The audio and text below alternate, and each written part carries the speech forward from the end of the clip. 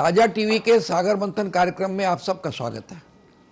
आज हम एक बहुत ही सामयिक और बहुत ही अहम विषय पर, जिसको लेकर पुस्तकों से संबंधित लोग, पुस्तक पढ़ने वाले बहुत चिंतित हैं, उस पर बातचीत करेंगे, उस पर चर्चा करेंगे। वो विषय है पुस्तकों की घटती पहुंच। आप सभी जानते हैं कि भारतीय डाक विभाग ने अब बुक पोस्ट बंद कर दी है। इस सेवा को रजिस्टर्ड बुक पोस्ट के नाम से भी जाना जाता था। इस सेवा के बंद होने से किताब भेजने का तरीका बदल गया है और अब किताबें रजिस्टर्ड पार्सल के जरिए भेजी जानी होगी।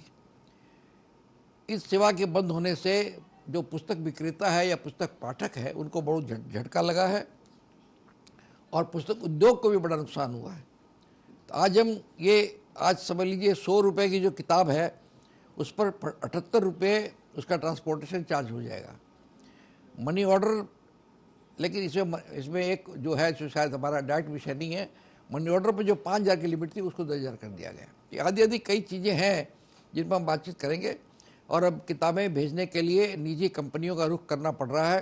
रजिस्टर्ड पार्सल से किताबें भेजने का खर्च बहुत बढ़ गया है। इससे जो किताबें हम सहज भेज देते थे, अब हम भेज नहीं पाएंगे। तो पुस्तकों की आवाजावी जो है वो कम हो गई है। पुस्तकों का अब पुस्तक मंगाने के लिए आपको बहुत सोचना पड़ेगा। तो पुस्तक पाठकों के लिए, लाइब्रेरीज के लिए, पुस्तक विक्रेताओं के लिए और पुस्तक प्रेमियों के लिए अच्छी खबर नहीं है। इस पर हम बातचीत करेंगे। सरकार ने ऐसा स्टेप क्यों लिया है, कदम क्यों उठाया है, इससे क्या नुकसान होगा, इससे जो शिक्षा के क्षेत्र में, ज्ञान के क्षेत्र में जो पुस्तकालयों से बातें होती, जो सरकार का काम होता है ज्ञान को बढ़ाएं, पुस्तकों को बढ़ाएं, और जो बुद्धिजीवी है उन पर एक नज़र रखें, उन पर उनको प्रमोट करें, उससे नुकसान होगा। और लगता है कि सरकार ने क्या सोच समझ के किया है, उस पर भी हम बातचीत करेंगे। और इसके लिए हमने 4 बहुत ही महत्वपूर्ण इस उद्योग से, इस विषय से जुड़े हुए लोगों को बुलाया है स्टूडियो में। सबसे पहले मैं आपसे उनका परिचय करा दूँ। एकदम दाईं ओर बैठे श्री विजय प्रकाश अग्रवाल जी। ये प्रकाशक और पुस्तक विक्रेता है। विजय पुस्तक भंडार नाम से काफ़ी बड़ी इनकी पुस्तकों की दुकान है। उनके पास ही बैठे हैं श्री मृत्युंजय श्रीवास्तव, जो समालोचक है। उनके पास बैठे हैं श्री डॉक्टर कमल कुमार, प्राध्यापक, एवं शेष में बैठे हैं सरोज खान बातिश, कथाकार। इन सब का पुस्तकों से सीधा संबंध है। आइए हम अपनी बातचीत की शुरुआत श्री विजय प्रकाश अग्रवाल जी से करते हैं। विजय प्रकाश जी, आपका बहुत बहुत स्वागत है। मैंने बताया कि किस प्रकार अभी तक जो एक किताबें का जो संप्रेषण था बहुत आसान था, कम पैसे में या रिजनेबल पैसे में पुस्तकें पहुँच जाती थी। अब ये बुक पोस्ट वगैरह बंद करने से सोचना पड़ता है, चीज़ों दाम बढ़ गए हैं, तो नेचुरली आदमी किताबें, और उसके अलावा फिर ऑनलाइन में भी हो गई है। तो पुस्तकों, आप पुस्तक विक्रेता, आप ज़्यादा बता सकेंगे कि पुस्तकों का संप्रेषण जो है वो कैसे विपरीत असर पड़ा है, क्या नहीं पड़ा है, सरकार ने क्या सोच करके, सरकार के पीछे भी कोई उद्देश्य होगा, कुछ क्या सोच करके क्या किया है, इससे किस सेक्टर को नुकसान होगा, किसको फायदा होगा, हम आपसे जानना चाहेंगे श्री विजय प्रकाश अग्रवाल। आज के युग में डिजिटल युग चालू हो गया है। डिजिटल युग होने से जो पुस्तकें हैं डिजिटलाइज हो गई हैं और उससे प्रिंटेड बुक्स की बिक्री एकदम घटती जा रही है। और जो हमारी सरकार है, पहले लाइब्रेरी के लिए फंड क्रिएट करती थी, अब लाइब्रेरी के लिए कोई फंड क्रिएट नहीं किया जा रहा है, जिससे लाइब्रेरियों में किताबों की संख्या घटती जा रही है। और दूसरा जो है सबसे बड़ा रीजन जो पब्लिशरों पर असर पड़ा है, पेपर परचेज करने में जीएसटी हम लोग पेमेंट करना पड़ता है, बुक्स पे कोई जीएसटी नहीं है। बुक्स पेपर परचेज करने में, प्रिंटिंग में, बाइंडिंग में, हर चीज़ में जीएसटी दे करके परचेज करना पड़ता है, और बुक्स पे गवर्नमेंट का कोई जीएसटी नहीं है। तीसरा मुख्य कारण ये है कि आज पायरेसी बहुत बढ़ गई है। बुक जो लिखता है, लेखक जितनी मेहनत कर बुक को लिखता है, प्रकाशक जितनी मेहनत कर बुक को बनाता है, मार्केटिंग करता है और मार्केट में रिलीज करता है, और यदि बुक मार्केट में क्लिक कर जाती है तो उस बुक की तुरंत पायरेसी निकल जाती है। पायरेटेड बुक छापने वालों को कोई खर्चा नहीं लगता, इनसे राइटर की रॉयल्टी भी जा रही है, प्रकाशक की इनकम भी जा रही है, प्लस अच्छी बुक कोई भी पब्लिशर या लेखक जब उनको नहीं मिलेगा, उनका जो रिटर्न जो नहीं मिलने से उसकी मार्केटिंग बहुत ख़राब होती जा रही है।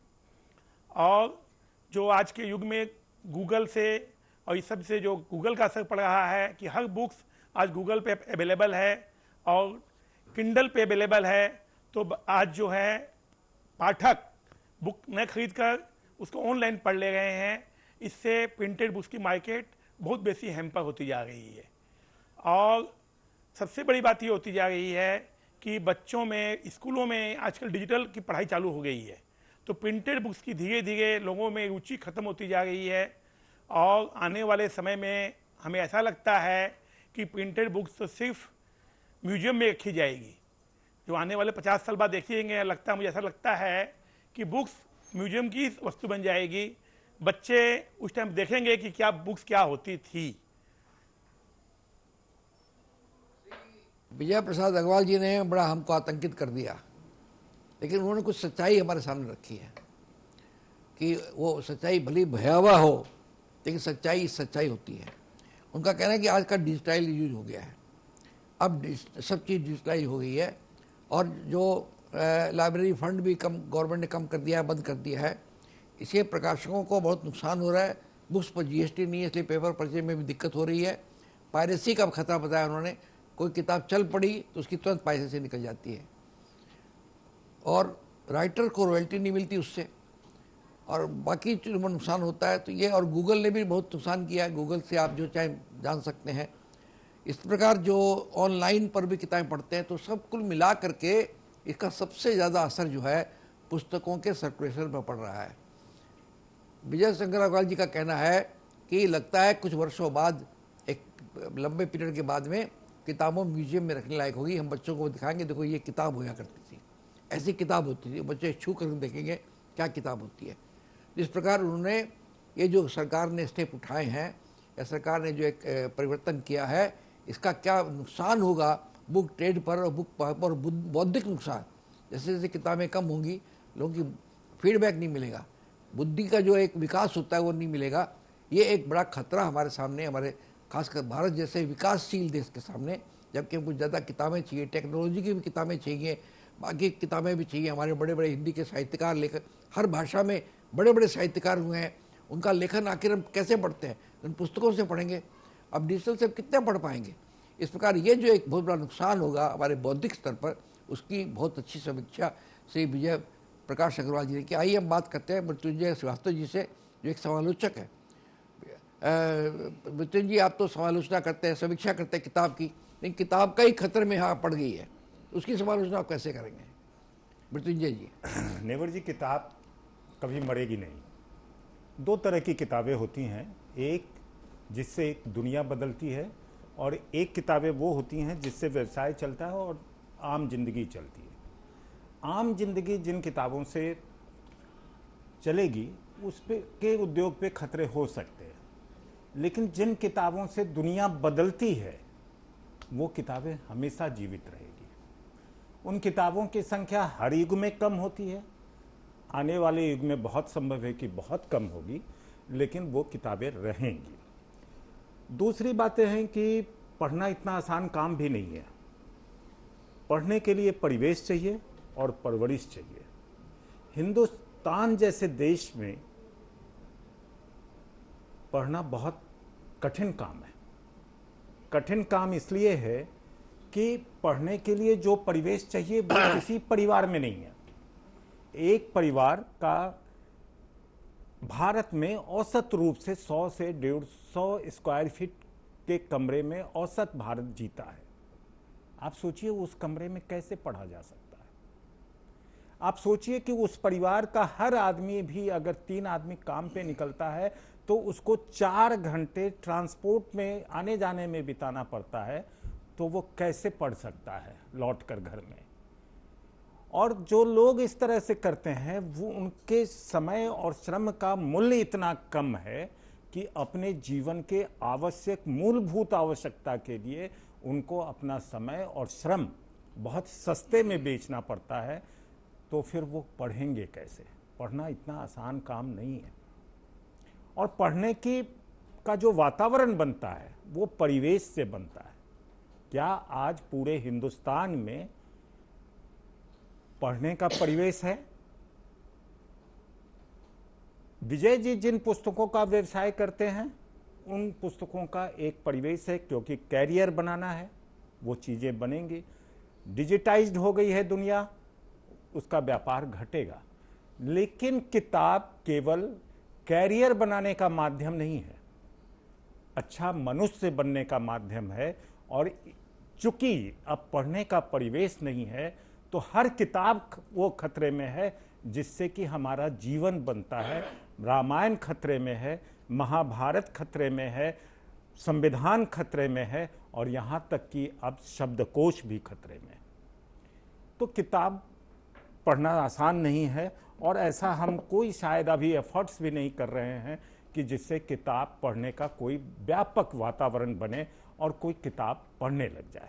लेकिन एक समय था भारत में कि किताब पढ़ी जाती थी, ऐसी किताबें जिससे जीवन बदलता था। अगर हम थोड़ा पीछे जाएं तो हम याद करेंगे कि एक पब्लिशर हुआ करता था हिंद पॉकेट बुक्स। उसने पूरे हिंदुस्तान में किताबों का एक वातावरण बना दिया था और हर आदमी ललकता था कि जो किताब आए तो हम पढ़ लें। लेकिन आज कोई वातावरण नहीं है। तो जब वातावरण ही नहीं है तो संभव ही नहीं है कि कोई किताब पढ़ेगा। एक समय था जब पत्रिकाएं 5-5 लाख बिका करती थी हिंदी की। धर्मयुग, साप्ताहिक हिंदुस्तान जो सबसे कमजोर पत्रिका थी, जो सबसे कम बिकती थी, वो भी 50,000 60,000 बिकती थी और उसका नाम था दिनमान। इस देश में बच्चों के पढ़ने के लिए पत्रिकाएं निकलती थी, सरकार निकालती थी, संभव है आज भी निकलता हो। बाल भारती, टाइम्स ऑफ इंडिया का प्राग और न जाने चंपक, बहुत सारी पत्रिकाएं ऐसी थी जो निकलती थी और लोग पढ़ते थे और बहुत खरीद के पढ़ते थे, कोई मुफ्त में नहीं पढ़ना चाहता था।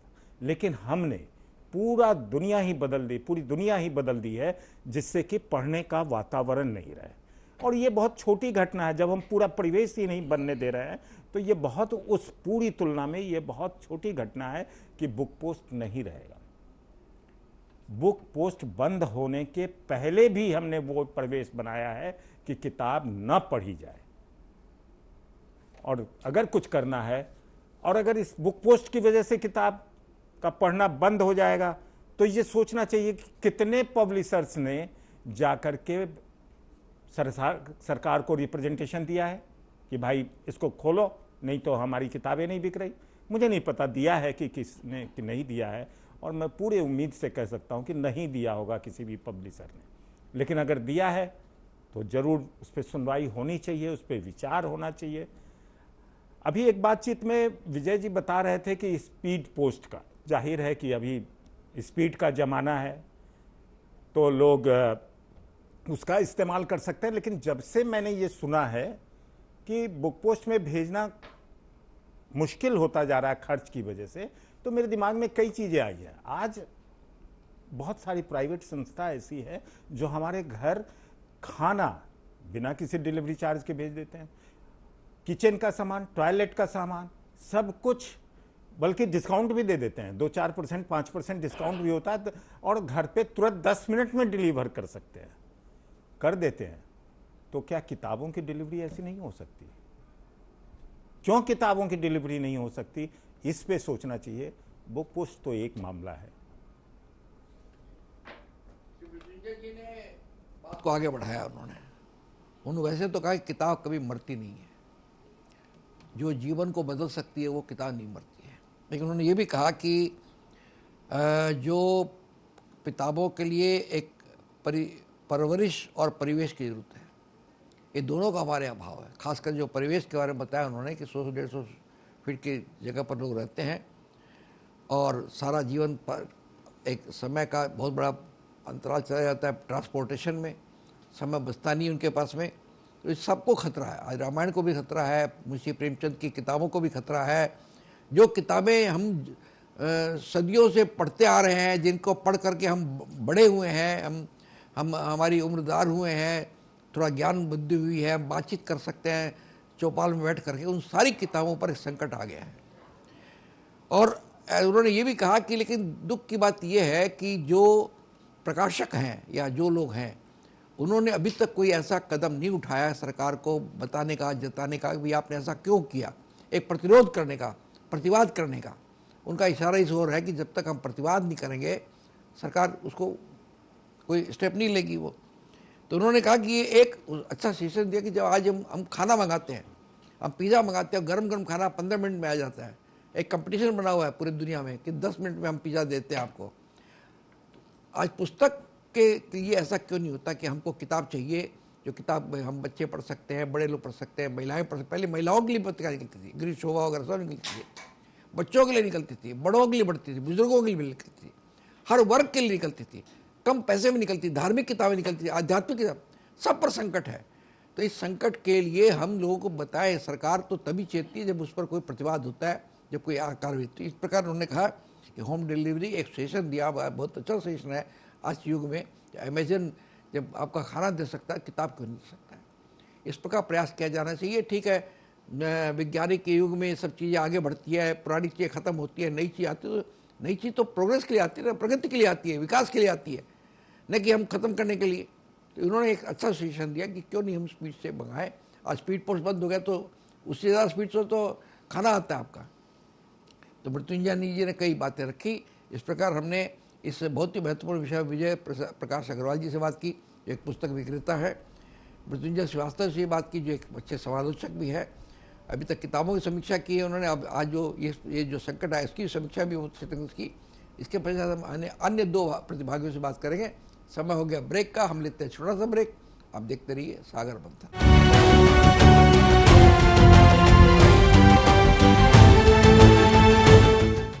सागर मंथन कार्यक्रम में फिर आपका स्वागत है। हम परिचर्चा करें पुस्तकों की घटती पहुंच।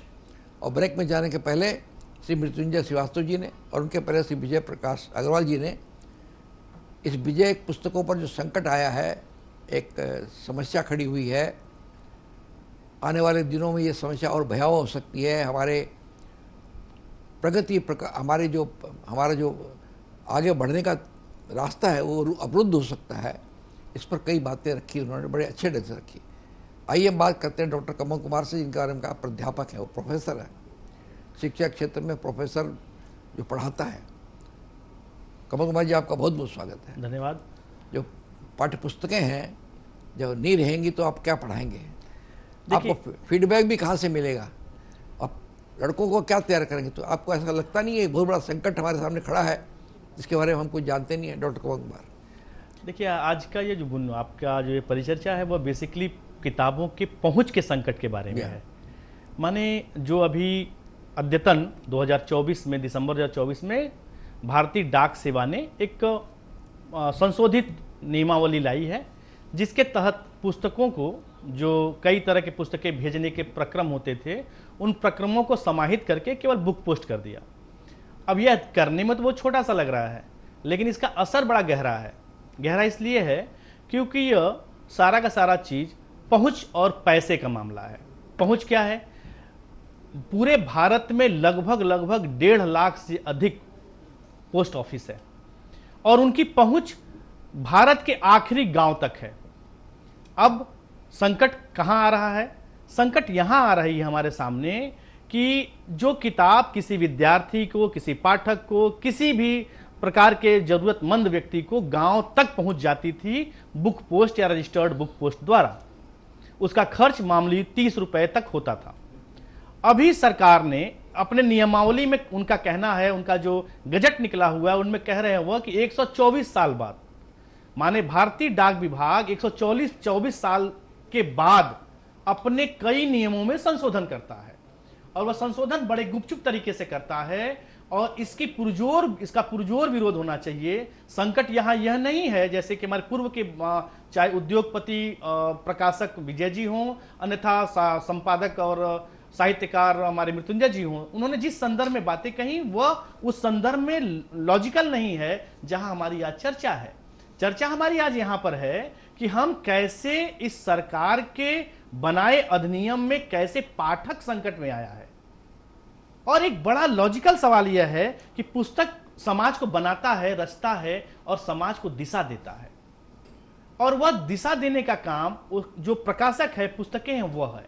अब आप सोचिए कि जो दूरस्थ शिक्षा प्रणाली माने इग्नू या ऐसे कई छोटे छोटे संगठन हैं जो अपने प्रकाशित पत्रिकाओं के द्वारा, ऐसी कई संस्थाएं हैं जो 10-5 रुपए के पत्रिकाओं के द्वारा अपने संदेशों को लोगों तक पहुंचाते हैं।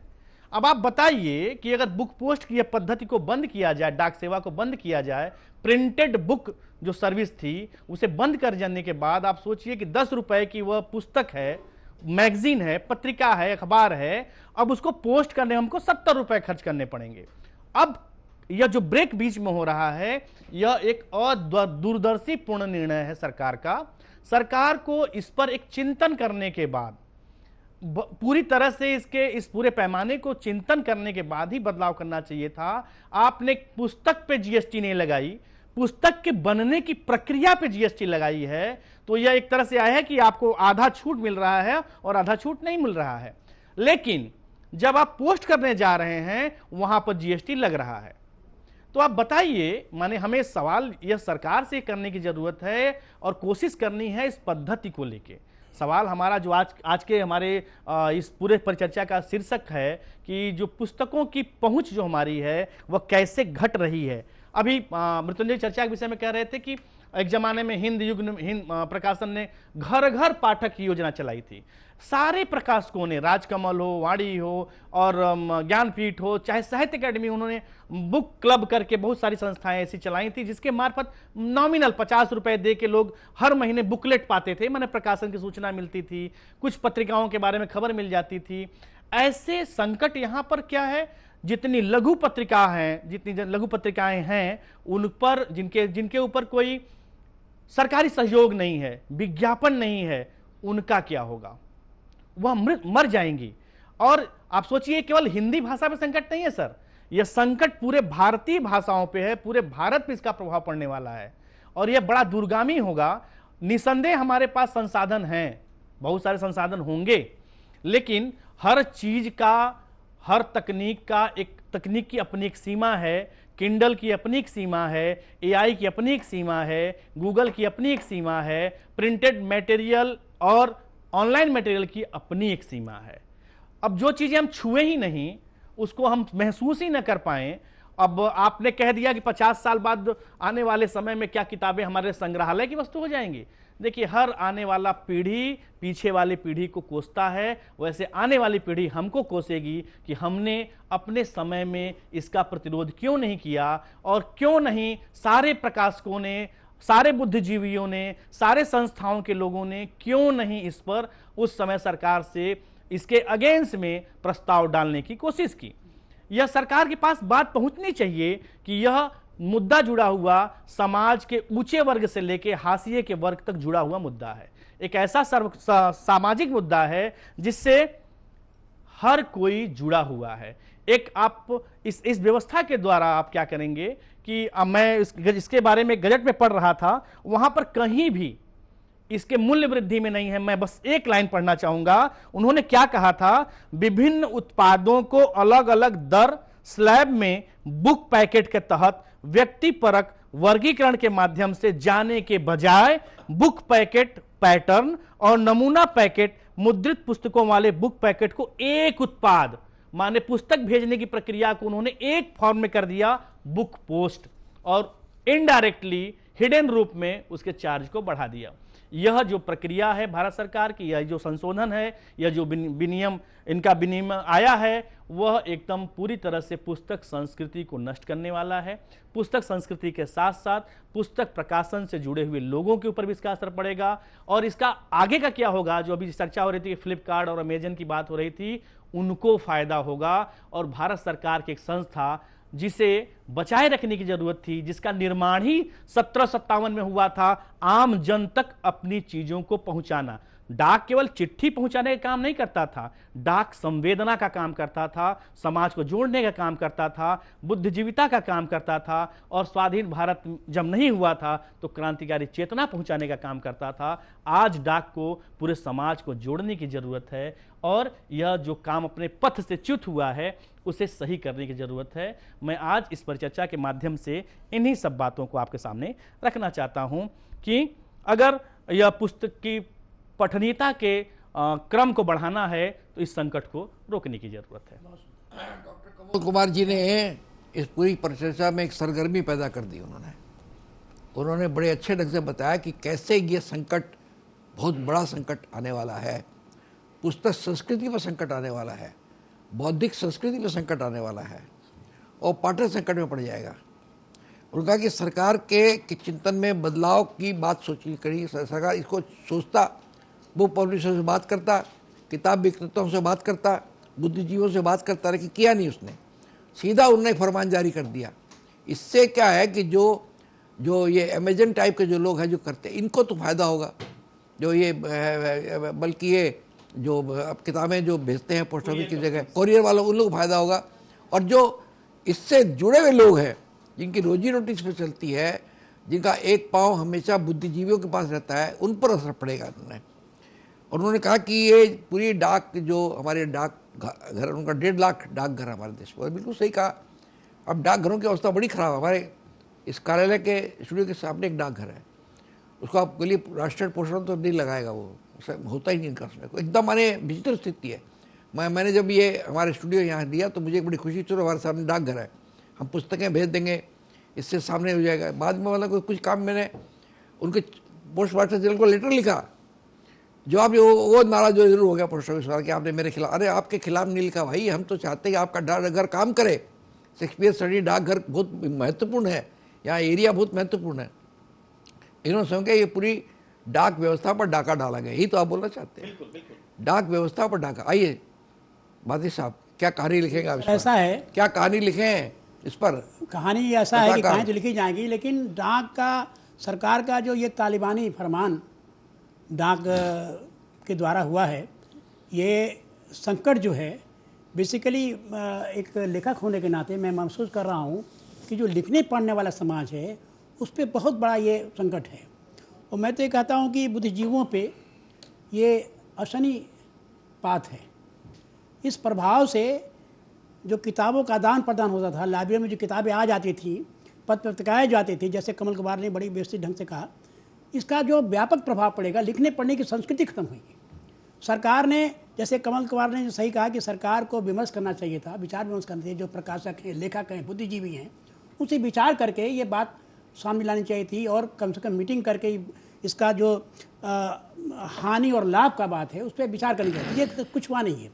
एक कितने गुप्त मंत्रणा के तहत सरकार ने काम कर लिया और बहुत लोगों को पता भी नहीं क्या हो रहा है।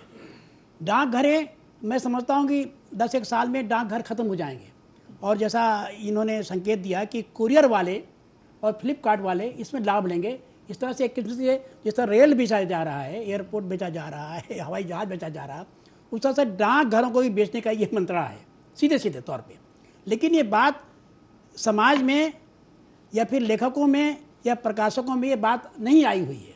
ये चंद लोग, जो हम लोग थोड़ा सा सजग लोग हैं, उनके दिमाग में आई चीज़ें, लेकिन सरकार ने ऐसा कोई नोटिफिकेशन नहीं दिया है, ना कोई बातें की हैं। मैं भी कल नेट पे देख रहा था, कमल कुमार ने लिख कर लाए, निकाल कर लाए हैं। इसमें स्पष्ट भी नहीं हो रहा है कि सरकार क्या चाह रही है और सरकार क्या संदेश देना चाह रही है। अभी मेरी एक पुस्तक वहाँ दिल्ली से आने को है, अब वो प्रकाशक रो रहा है कि मैं भेजूंगा तो मेरे 5,000 खर्च हो जाएंगे आपकी पांडु भेजूंगा तो। अब इस स्थिति में अब लेखक क्या कर, या तो लेखक वो प्रकाशक खुद लेके पांडुलिपि लेखक के जाए कि लो भैया इसको संशोधन कर भेज दो। इसमें जो प्रकाशक का जो मामला है और लेखक का जो मामला है, ये कितनी हानि और कितनी कष्ट से गुजर रहा है, कितने संकट से गुजर रहा है लेखक, इसका कैसे अनुभव वही कर सकता है जो लेखक है, जो किताबें लिख रहा है, जो किताबें भेज रहा है। एक पत्रिका आती है हमारे छत्तीसगढ़ से, सबसे सुमन, वो पत्रिका इस महीने नहीं आई है। वो बता रहे हैं कि हम 17 रुपये में रजिस्टर्ड डाक से आपको पत्रिका भेज देते थे, अब इसको भेजने के लिए मुझे 40 रुपये खर्च हो रहे हैं। या तो मैं पत्रिका बंद कर दूं या तो फिर आपको डिजिटल भेजूं। अब ये डिजिटल मामला जिस तरह से, और 2 हमारे वक्ताओं ने कहा कि डिजिटल चीज़ें भी पढ़ी जा सकती है, मैं कतई इसके सपोर्ट में नहीं हूँ। डिजिटल मामला जो है वो संतुष्ट नहीं देता है, ये वो सुख या वो प्रसार नहीं देता है जिस तरह से ये मुद्रित चीज़ें आती हैं। मुद्रित चीज़ों को पढ़कर आप विचार करते हैं, उस पर नोट लगाते हैं, उस पर नोट लगाते हैं, उस पर आप नोटिशन देते हैं, ये डिजिटल में संभव नहीं है। सारा कुछ संभव डिजिटल में नहीं हो पाएगा। ये आप अच्छी तरह समझ लीजिए कि जो एक किस्म का मुहिम चला हुआ देश में कि सारा कुछ डिजिटलाइज हो जाए, ये संभव कहते ही नहीं है, कभी संभव नहीं होगा।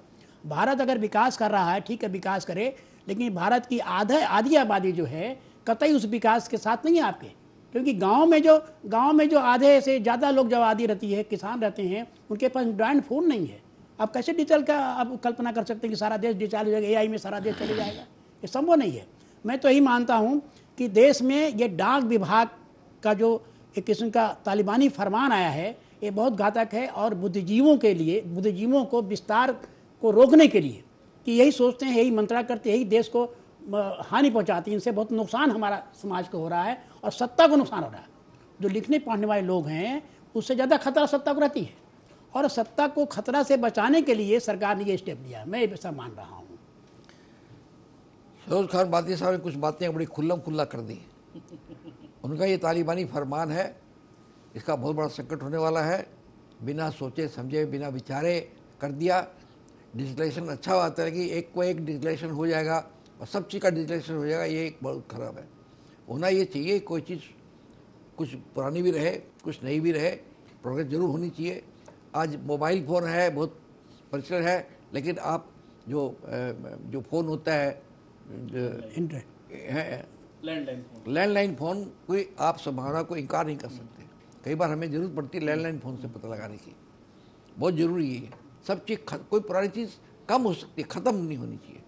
बहुत चीज़ें बनी हैं, मकानों में, बिल्डिंग्स में, सड़क पर, सब में बहुत प्रोग्रेस हुई है, नहीं पुरानी चीज़ों का भी अस्तित्व रहा है जिससे कि लोग कर सके वो। इसलिए ये बहुत बड़ा घातक है, इसका प्रतिरोध होना चाहिए। इस प्रकार हमने चारों प्रतिभागियों से बात की। अब इसके कुछ बिंदुओं पर हम और बातचीत करेंगे। हम लेते हैं छोटा सा ब्रेक, देखते रहिए सागर मंथन।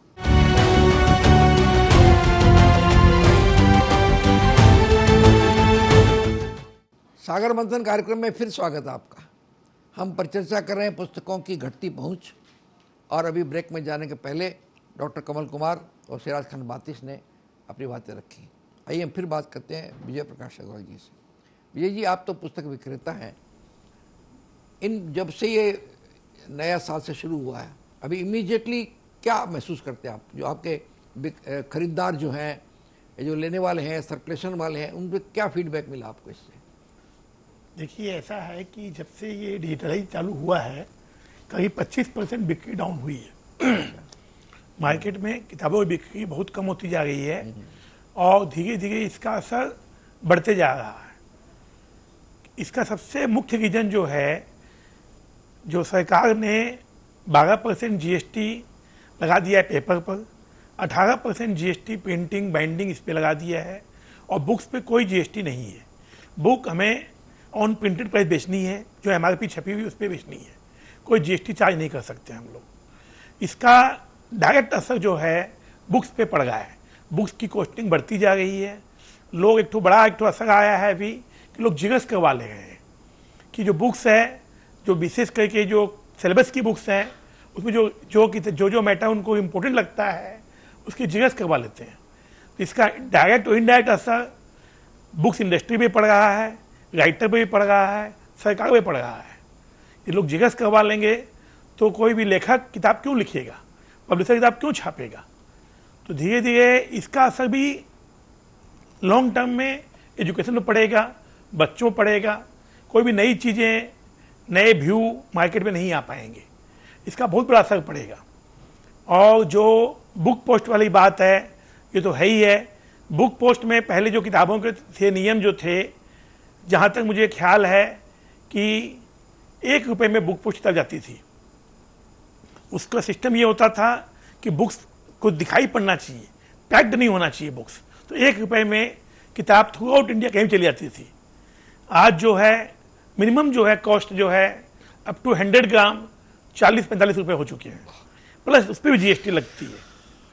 तो डायरेक्ट और इनडायरेक्ट ये पूरा बुक ट्रेड पे हमला है कि कैसे इस बुक ट्रेड को बंद किया जाए, कैसे डिजिटलाइज किया जाए। डिजिटल नो डाउट एक बहुत अच्छी प्रक्रिया है, ये होनी चाहिए, लेकिन जो प्रिंटेड बुक्स है, आज जो पब्लिशर हैं या जो लेखक हैं, तो उनका भविष्य जो है खतरे में है, और आने वाले समय में ये खतरा बढ़ते जाएगा। इसकी सरकार की कोई योजना नहीं है। आज सरकार पहले लाइब्रेरी को एक फंड देती थी कि हर लाइब्रेरी इतने बुक परचेज करेगा, एक ईयरली फंड आता था। आज गवर्नमेंट का ध्यान, फंड भी पेपर में, मीडिया में रिलीज कर दिया जाता है, लेकिन लाइब्रेरी फंड पहुंचती नहीं है। पश्चिम बंगाल में लास्ट 5 साल में जितने भी कॉलेजेज हैं, इसमें फंड बहुत कम आया है। तो कोई भी लाइब्रेरी बुक खरीद नहीं पा रहा है, लाइब्रेरी का डेवलपमेंट नहीं हो पा रहा है, लाइब्रेरी को इनोवेशन नहीं हो पा रहा है। जो बुक्स जो पहले की बुक्स भी थी वो लाइब्रेरी प्रिजर्व नहीं कर पा रहे हैं, क्योंकि उनकी कोई भी प्रक्रियाएं ध्यान नहीं दी जा रही है। उससे क्या हो रहा है, एक जो मान लिया जो स्टूडेंट्स हैं, यदि वो किताब खरीद नहीं पाते हैं लेकिन लाइब्रेरी पढ़ पाते थे, आज लाइब्रेरी में वो बुक्स प्रिजर्व भी नहीं रहेगी, तो बच्चे पढ़ेंगे कैसे? आज पाठकों की पहुंच गरीब बच्चे कैसे पढ़ पाएंगे? आज गरीब बच्चे पहले लाइब्रेरी, कॉलेज की लाइब्रेरी, स्कूल की लाइब्रेरी, पब्लिक लाइब्रेरी हुआ करती थी, आज वो सब लाइब्रेरियाँ धीरे बंद होने के कगार पे हैं, क्योंकि उसके ऊपर सरकार का कोई ध्यान नहीं है। और जीएसटी लगने से बुक्स के दाम दिन दूने रात चौगुने बढ़ते जा रहे हैं और लाइब्रेरी फंड आ नहीं रही है, तो उससे पूरा बिजनेस ही खतरे में आ गया है। मृत्युंजय जी, आपने एक बड़ा अच्छा सुझाव दिया था होम डिलीवरी का। अब ये समस्या ये है कि जिन चीज़ों की होम डिलीवरी होती है उनकी दुकानें तो होती हैं, दुकान से ला के देंगे ना आप होम डिलीवरी, खाने का सामान तो खाने का, यहाँ तो दुकानें ही बंद हो रही हैं, जैसा विजय शंकर प्रकाश जी ने कहा। जब हमारा वो जो जहाँ न्यूक्लियस है वही बंद हो जाएगा तो होम डिलीवरी किसकी करेगा? वो एक खाने का नहीं है जो आदमी बिना खाए रह नहीं सकता, खाना ही पड़ेगा। किताब है नहीं, मैंने ऐसी स्थिति भी आ सकती, किताब नहीं पढ़ेंगे, किताब कोई खाना तो है नहीं, किताब कोई सांस लेने की प्रक्रिया तो है। तो इसको, इस संकट को आप कैसे बोलेंगे? देखिए, किताब कोई इमरजेंसी गुड्स नहीं है, हाँ। दवा नहीं है। हाँ। कि हमें ठीक इसी वक्त दवा खानी है और इसी वक्त चाहिए हमें। भूख नहीं है कि हमें भोजन रात के 8 बजे करना है तो ही हम भोजन करेंगे, नहीं तो दिक्कत हो जाएगी। आज जिस युग में हम जी रहे हैं, वहाँ दवा, वहाँ रेस्टोरेंट से खाना और किचन टॉयलेट के सारे सामान, यहाँ तक कि बेडरूम के सारे सामान, हमें बहुत सारी, हम कंपनियों का नाम नहीं ले रहे हैं, लेकिन उनसे चीज़ें पहुँच रही हैं। तो अगर प्रकाशक चाहे तो वो उन कंपनियों के साथ ऐसी व्यवस्था कर सकती है जिससे कि किताबें तुरंत पहुँच सकती है, ज़्यादा से ज़्यादा 1 दिन 2 दिन। किताब इतनी इमरजेंसी गुड नहीं है। रही बात कि जनता को क्या फर्क पड़ा इस परिवर्तन से, जनता को इससे कोई फर्क नहीं पड़ा है, क्योंकि ये मोनेटाइजेशन नहीं था, ये महज एक व्यवस्था, एक प्रोडक्ट सरकार ने बंद की है और उससे जनता को नहीं कोई फर्क पड़ता। दूसरी बात, लेखक को भी कोई फर्क नहीं पड़ता, क्योंकि कम से कम हिंदी का लेखक मुफ्त में लिखता है, मुफ्त में किताब प्रकाशक को देता है। कितनी छपती है ये लेखक को नहीं पता है। अब तो रॉयल्टी नहीं मिलती या मिलती होगी, लेखकीय प्रति तक नहीं मिलती। तो बुक पोस्ट रहे कि नहीं है, इससे लेखक को कोई फर्क नहीं पड़ता। लेखक तो प्रेम से लिखता है, वो लिखता रहेगा। फर्क अगर किसी को पड़ता है तो थोड़ा सा पब्लिशर्स को पड़ता है, लेकिन उनको भी क्या पड़ता है, क्योंकि जनता किताब अभी भी डायरेक्ट पब्लिशर से कम खरीदती है।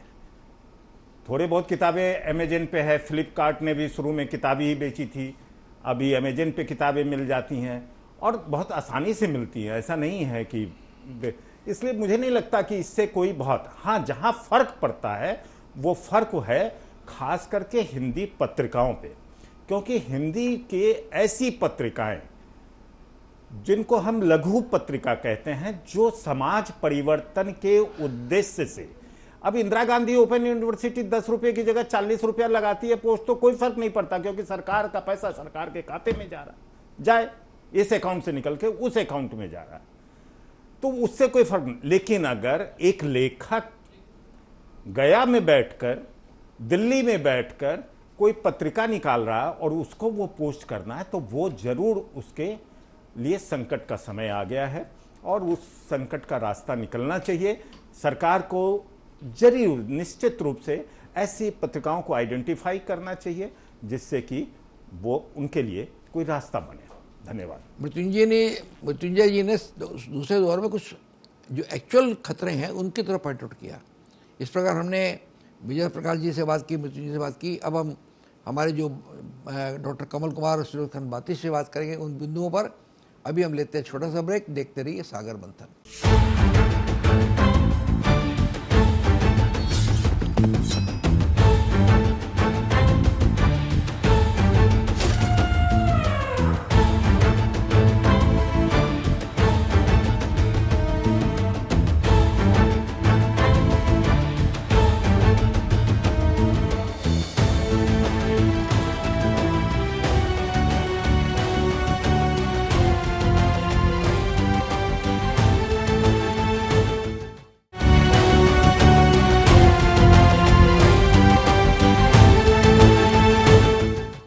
सागर मंथन कार्यक्रम में फिर आपका स्वागत है। हम परिचर्चा करें पुस्तकों की घटती पहुंच, और ब्रेक में जाने के पहले श्री मृत्युंजय श्रीवास्तव जी से और श्री विजय प्रकाश अग्रवाल जी से बात की। आइए हम बात करते हैं डॉक्टर कमल कुमार से। कमल कुमार जी, सारी बातें सुनने के बाद जैसे मृत्युंजय ने बताया कि एक्चुअल संकट कहाँ पर है, उसका कैसे प्रतिरोध किया जाना चाहिए।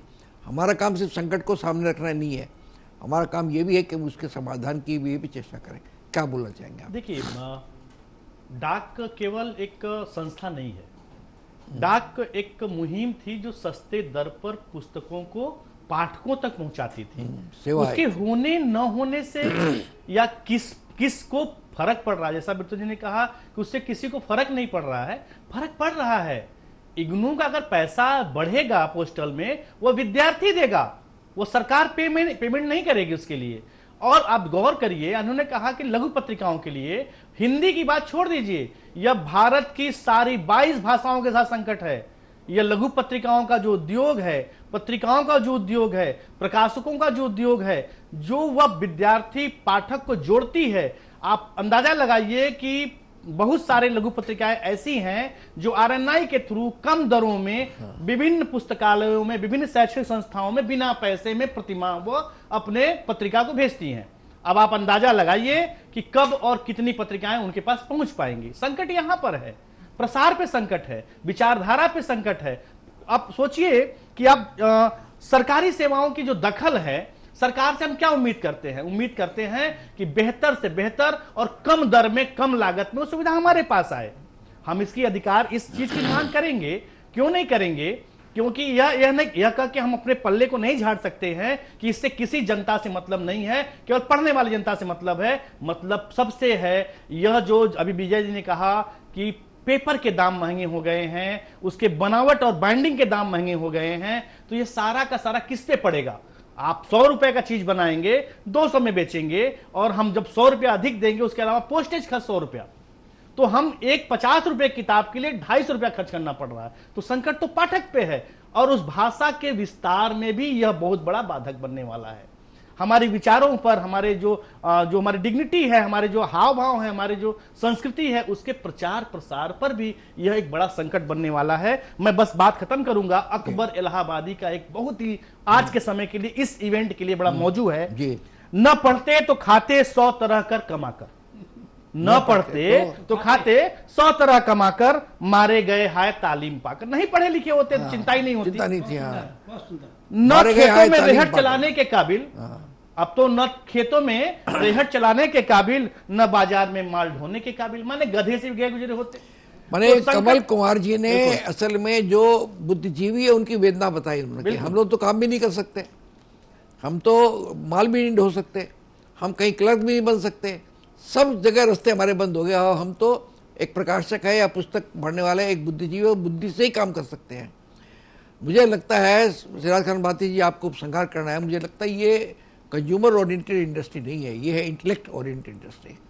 अगर इसमें आप कंज्यूमर तो कहीं ना कहीं एडजस्ट कर लेगा, फायदा उठा लेगा, लेकिन इंटेलेक्ट क्या करेगा? बुद्धि के साथ कॉम्प्रोमाइज कहाँ से करेगा? आप कैसे उपसंहार करेंगे? जी, मैं पहली बात तो ये कहना चाहूँगा कि इतना बड़ा घात है शिक्षा और बौद्धिक जीवन पर, लेकिन कहीं भी किसी पत्र पत्रिकाएं में मैंने तो कहीं नहीं देखा है, और पहले बार इस चैनल पे हस्तक्षेप हो रहा है। ये खुशी की बात है कि हम सजग हैं और हमारे जो चंद लोग हैं इसके प्रति कितनी संवेदनशील हैं। अब इसका उपसंहार ये समझिए कि जो लेखक समाज है, बुद्धिजीवी समाज है, एक कलेक्टिवली सरकार को नोटिसन दे, संदेश भेजे, जहाँ जहाँ मीटिंग हो, सेमिनारों में इस बात को उठाए और जागृति पैदा करे कि लेखकों में कि ये हो रहा है। बहुत सारे लेखक को ही पता नहीं कि ये घात चल रहा है।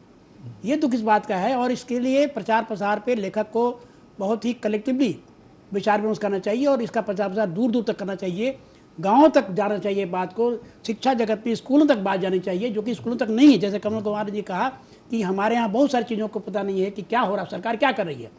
हमारा नागरिक होने के नाते चुनकर सरकार बनाने के अधिकार के कारण हमें ये हस्तक्षेप करने का अधिकार बनता है कि सरकार को ये बात पहुँचाएं कि आप गलत कर रहे हैं। यही संदेश है मेरा। पुस्तकों की घटती पहुँच, इस विषय पर हमने काफ़ी चर्चा की। जैसा कि सिराज खान बाती जी ने कहा, सिराज खान बाती जी ने कहा कि इस पर कोई चर्चा हुई नहीं।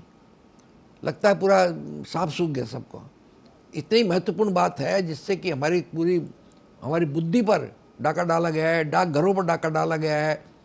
आने वाले दिनों में हम एक सिर्फ सांस लेते हुए आदमी रह जाएंगे, बुद्धि खत्म हो जाएगी। ऐसे ही एक संकट आ सकता है। इसके लिए क्यों नहीं हमने आंदोलन किया, क्यों नहीं हम लोगों ने किया।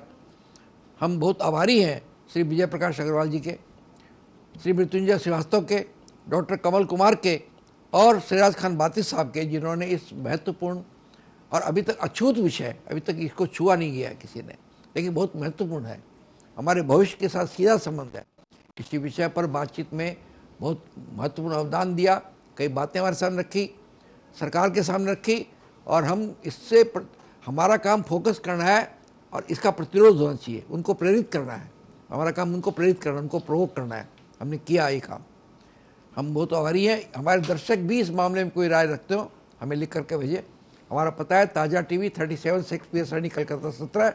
हमारे दर्शक ईमेल से भी भेज सकते हैं। हमारा ईमेल का पता नोट कर लीजिए, response@tazatv.com। अगले हफ्ते हम फिर मिलेंगे नए विषय के साथ और नए प्रतिभागियों के साथ। तब तक के लिए आप हमको आज्ञा दीजिए। नमस्कार।